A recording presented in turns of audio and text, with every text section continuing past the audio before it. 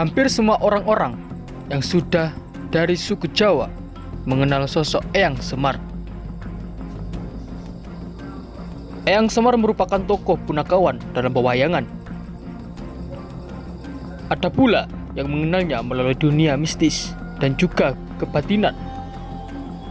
Namun, generasi sekarang banyak yang tidak tahu mengenai Semar yang dikatakan sebagai pamongmong tanah Jawa itu. Dalam cerita wayang, Eyang Semar dikatakan sebagai tokoh asli Indonesia karena tidak ditemukan dalam cerita Mahabharata ataupun Ramayana dari India. Lantas, apakah sama antara Eyang Semar dan juga Eyang Ismoyo yang makamnya ada di Gunung Tidar?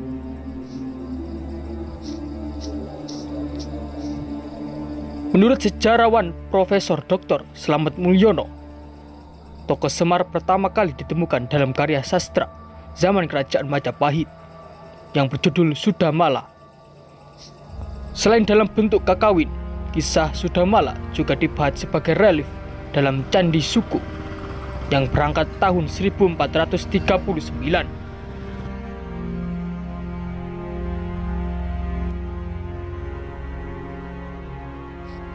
Asal-usul Semar juga memiliki beberapa versi. Namun, semua percaya Semar sebagai dewa turun dari langit dan menyatu dengan kehidupan manusia. Semar memiliki tugas pembimbing untuk memiliki budi pekerti dan menjunjung tinggi kebenaran. Karena tugasnya, Semar juga disebut sebagai dewa Bagogeng, Satrio Sinamar, Mardadi Kawulo, atau dewa pengasuh, kesatria yang menyamar sebagai hamba.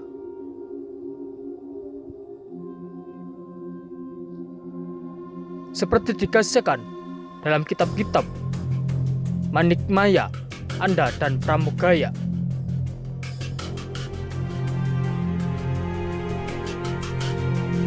Seperti dikisahkan dalam kitab-kitab Manikmaya, Anda dan Paramayoga, Semar berasal dari alam kedewataan atau jagat para dewa.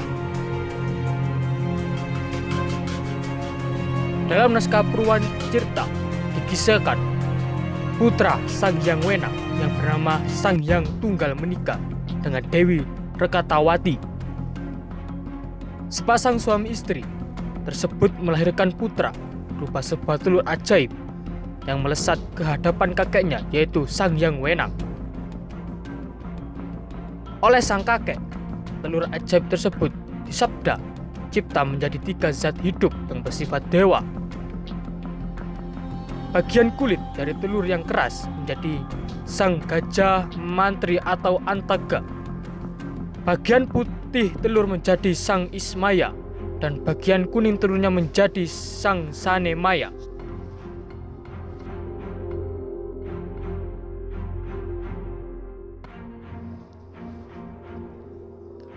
Dalam sebuah sayembara memakan gunung Sang Gajah Mantri dan Sang Ismaya kala melawan Sang Manikmaya, sehingga mereka berdua harus turun ke Arcapada untuk menjadi pengasuh manusia-manusia keturunan Sang Manikmaya.